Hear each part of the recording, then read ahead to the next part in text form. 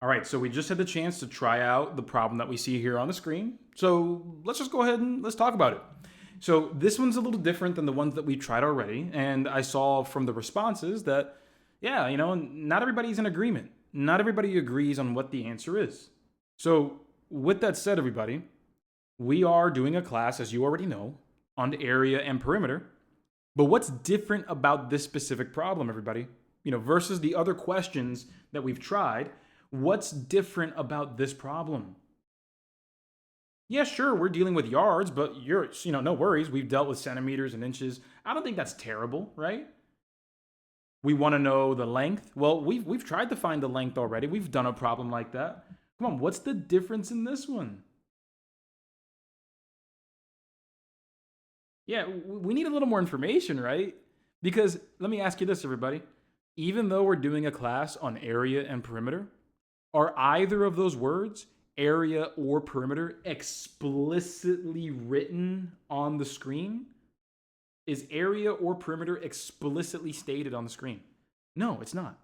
So that's what makes this problem different, and that's what makes this a much closer example to a test level example.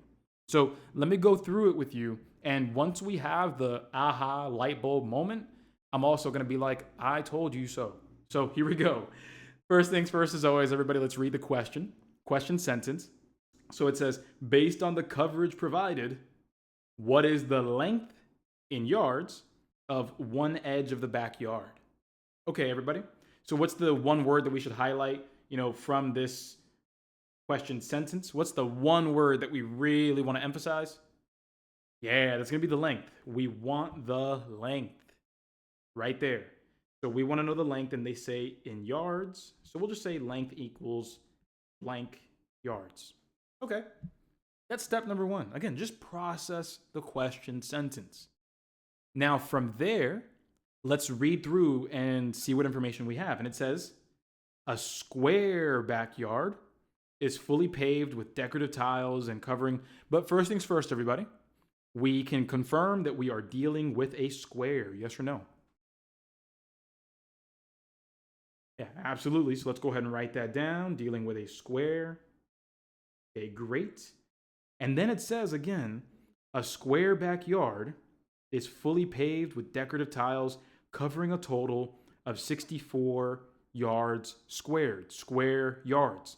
Now, let me go ahead and just, really ask myself, because, my voice is giving out already, and it's because I said a certain thing over and over and over again. Everybody, when a unit is given to you as a square unit, what is that indicative of? What is that representing? Yeah, that's representing an area. So let me go ahead and just highlight this for us here. Let me go ahead and use blue. So it says, so the square backyard is fully paved with decorative tiles, starting right here, covering a total of 64 square yards. Square yards, covering. We're talking about space here, aren't we, everybody? Can we confirm that? Did I not say earlier that when the units are squared, that is area? So remember, everybody, those little things are very important, those little details. Notice I didn't give you area or perimeter specifically. It was up to you to discern that, to infer that, to break it out, to interpret it from the context. So now that we know that, we're given the area as 64 square yards, now we can do work with this. Because, everybody, what is the formula that connects the length of a square and its area? What is the formula that connects those two ideas? Yeah, the area equals side times side. You can also say side squared. Both of those work perfectly fine. So that's what we have here. Let's write it down. The area formula for a square specifically is going to be side times side. Absolutely. And so now that we have this, my friends, well, which of these are we going to replace with that 64 that we found? The area or the side? Which one are we replacing? Correct. That's going to be the area. So that area being 64 square yards, I'm just going to replace that area and see where the problem takes me. So that's going to be 64 square yards equals side times side. So this is the question you want to ask yourself, everybody. What number multiplied by itself gives you 64? Is it 4 times 4?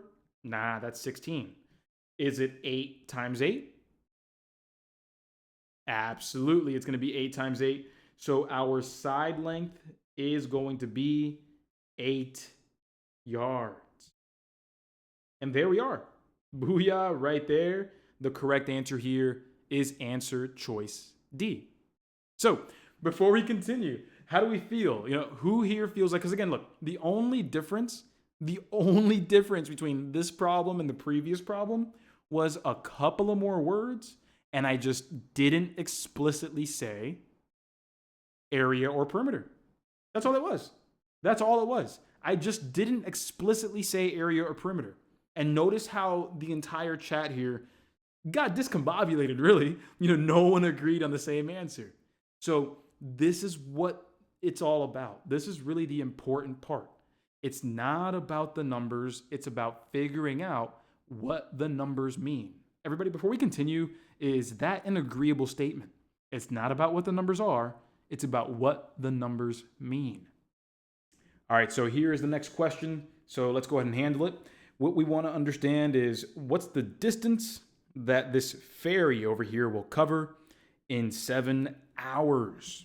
Okay, sounds good. So we want to know distance. That's going to be very straightforward. And then we have to understand that to achieve distance, depending on the problem, you may need the rate and the time. And that's going to be the case in this problem. So let's go ahead and just write down rate times time. And as long as we can determine what the rate and the time are, we'll be in a pretty good position here. So here we go. A ferry travels in still water at 19 miles per hour. So let's go ahead and write that down. Still water speed, that's going to be 19 miles per hour. And then we have a 4 mile per hour current. Okay, so with this 4 mile per hour current, everyone, what are we going to do with it? This ferry is 19 miles per hour in still water. It's traveling downstream. So what does that mean for us? Yeah, that's going to be addition. That's going to be addition. We will add the current's speed because, again, going downstream right there, going downstream means you're traveling with the water. So boom, 19 plus 4, that's going to end up giving us 23 miles per hour. And that's going to be our true rate. So from here, boom, right there, we'll go ahead and write 23 miles per hour. And then we'll multiply that by the time that we're covering here, and that's going to be 7 hours given to us. And there we are. So we'll multiply by 7 hours. 23 times 7. We can perform that over here. 7 times 3 is 21. Carry the 2. And then we have 2 times 7 is 14. Carry the 2 is 16. And there we are. The correct answer here will be 161 miles, which is answer choice C. Again, going downstream, that means we will be adding the current's speed with that speed in still water. But there we go. And I hope you're ready for the next one.